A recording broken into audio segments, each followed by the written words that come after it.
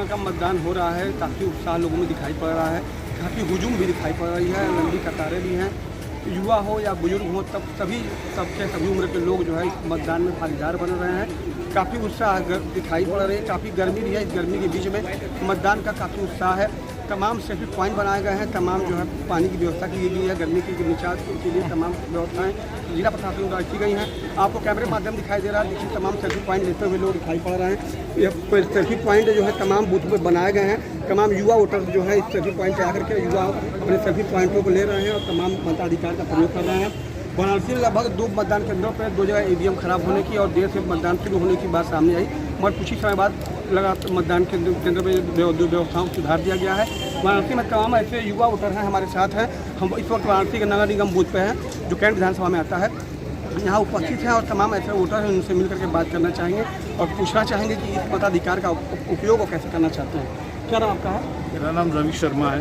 रवि जी, आप इस वक्त कहाँ पे आए हुए हैं? मैं तो सिंगराम आया हूँ तो अपना मताधिकार देने के लिए। क्या फीलिंग थी, क्या कुछ का मताधिकार आपने किया? फीलिंग राष्ट्र के लिए है और क्या है जो आगामी जो सरकार जो बनेगी सरकार है, क्या इच्छा है?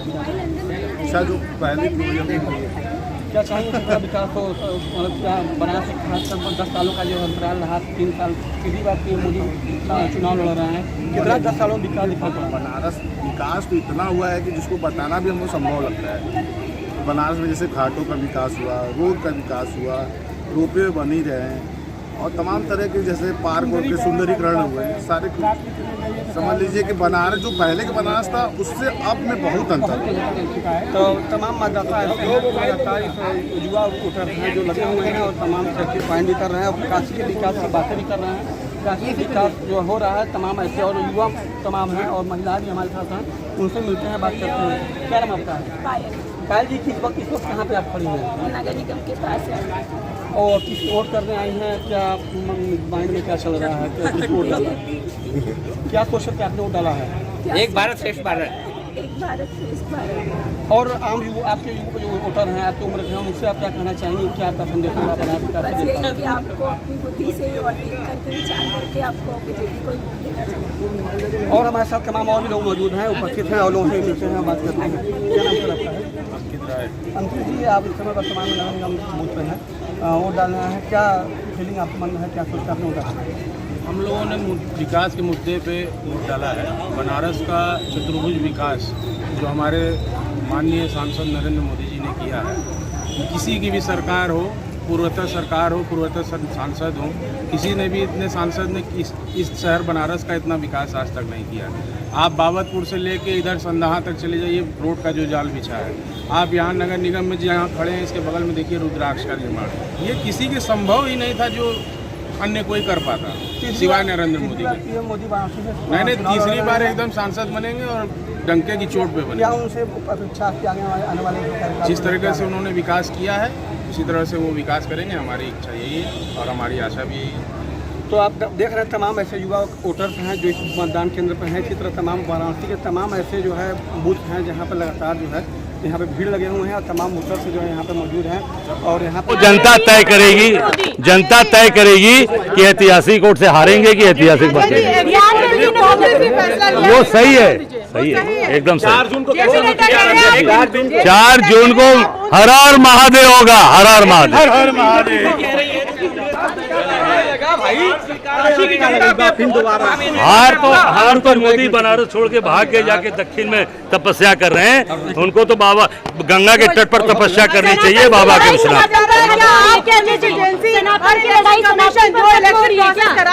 क्या आप उनको अंडरमाइन नहीं कर रहे? एग्जिट पोल को भी निश्चित तौर से हम लोग अपना वोट डाला, वोट डाल के आज आप जनता को मजबूत करने देश को। अखिलेश यादव ने कहा था कि मैं हर जगह से जीत रहा हूँ लेकिन क्योटो से हार रहा हूँ, मतलब कि लड़ने की जरूरत है, उस पर क्या आपका? अरे यार, भदोही का भाषण नहीं सुने क्या आप? अच्छा, वोट डाल चुका। भदोही में क्या बोला अखिलेश यादव ने? कहा जैसे जैसे पूरब की तरफ चुनाव बढ़ रहा है वैसे वैसे चुनाव जीतते जा रहे हैं और इस बार जो कोयटो बनाने वाले थे वो इस बार हार रहे हैं और बनारस में जनता की जीत होगी, अपने काशीवासियों की जीत होगी। तो माँ गंगा की गोद में बैठ के तपस्या करेगा। राहुल गांधी कह रहे खटाखट खटाखट खटाखट। बिल्कुल खटाखट, उसके खटाखट खटाखट वोट पड़ रहा है। उसके बाद हम लोग काम करेंगे फटाफट फटाफट फटाफट। लेकिन वो तो कह रहे हैं, कह रहे हैं कि आरक्षण छीन लेंगे, कर दिया। बिल्कुल, वो निश्चित तौर से भाजपा के नेताओं ने ये कहा है, उनके मंत्री ने कहा कि 402 हम आरक्षण बदल देंगे। बिल्कुल बदलाव हो रही है। आज पूरे गठबंधन की बड़ी बैठक भी बुलाई गई है इस पूरे मतदान के बाद। नहीं, पूरे बैठक बुलाई गई है और वो निश्चित तौर से कि चुनाव में सब लोग दौड़े, मेहनत किए, एक साथ बैठकर फिर उस पर डिस्कस करेंगे, चर्चा करेंगे। संविधान समस्त काशीवासियों से अपील है, लोकतंत्र का महापर्व है, आप अपने घर से निकल करके मतदान अवश्य करें। मतदान करने के लिए विचार अवश्य करें, कौन व्यक्ति जो देश के लिए काम कर रहा है, विचार करने के बाद मतदान अवश्य करें, ये मेरा अपील है।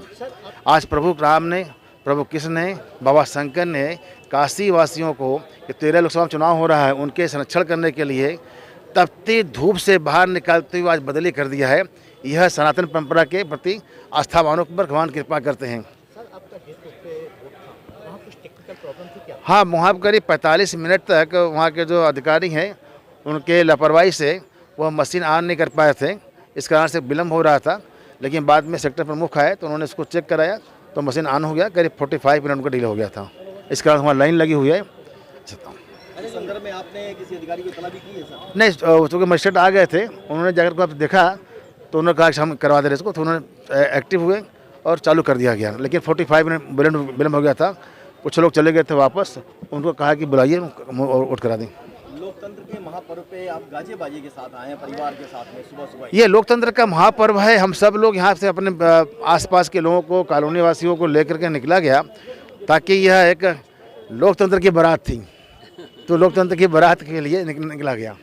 देखिए, मतदान करना तो सबसे पहला हमारा ये अधिकार है, और इस अधिकार में हमको जो मत देने के अधिकार के साथ साथ हमें जो अपेक्षाएं रहती हैं सरकार से, उनको पूर्ण कराने का एक हौसला भी मिलता है मत देने के बाद में, अपनी सरकार से हमें मांगे रखने के लिए भी। और आगे की हमारी जो योजनाएं हैं वो ये है कि हम पहले तो ये इस पूरे देश में काशी में रहते हैं, जहाँ के सांसद पिछले 2 बार से प्रधानमंत्री हुए हैं, तो एक विशेष दर्जा हम लोगों को मिला हुआ है काशी वालों को, और ये सौभाग्य है। इसके लिए हम कोटि कोटि प्रणाम करते हैं अपने ईश्वर को कि हमें आपने काशी में वास करने को जगह दिया और हम काशी के वासी हैं। किस मुद्दे पे, स्थानीय मुद्दे थे, नेशनल मुद्दे थे, क्या मुद्दे दिमाग में चल रहे थे मतदान करते समय? देखिए, मतदान के समय तो सबसे बड़ा बात है कि हमारा राष्ट्रीय मुद्दा सबसे ऊपर है। हमारे राष्ट्रीय मुद्दे, और हमारे राष्ट्रीय मुद्दे में बहुत सारे ऐसे मुद्दे हैं, जैसे हमारा देश बहुत से चीज़ों में केवल आयात पे निर्भर था, आज उसका वो निर्यात कर रहा है। शिक्षा के क्षेत्र में देख लीजिए, मेडिकल में सीटें बढ़ी हैं, विश्वविद्यालय बढ़े हैं, मेडिकल के कॉलेज बढ़े हुए हैं, इंटर कॉलेज बढ़े हुए हैं, जो गवर्नमेंट की स्कूलें हैं उनकी स्थिति बहुत अच्छी सुधरी हुई है। तो इन सब चीज़ों को देख कर के हमें राष्ट्रीय मुद्दे पे हमें वोट देने का समय लगा कि नहीं, हमें वोट देना है और ऐसे व्यक्ति को देना है जिसको देने से हमारा राष्ट्र समृद्ध हो, सुदृढ़ हो और सभी को खुशहाली मिले। प्रधानमंत्री मोदी जी का 10 साल का कार्यकाल था, किस तरह देखते हैं, कितना विकास हुआ बनारस में? ये 10 साल वाकई में एक स्वर्णिम काल हम लोग का रहा है। हमें सही रूप से आज़ादी मिला है, और अब का जो हमारा पग पग, एक एक पग जो हम चल रहे हैं, एक एक मत जो पड़ रहा है हमारे यहाँ के सांसद को, वो बहुत दूरगामी परिणाम देगा, जो हम लोगों को स्थायित्व देगा। हमारा ये देश हमारा रहेगा।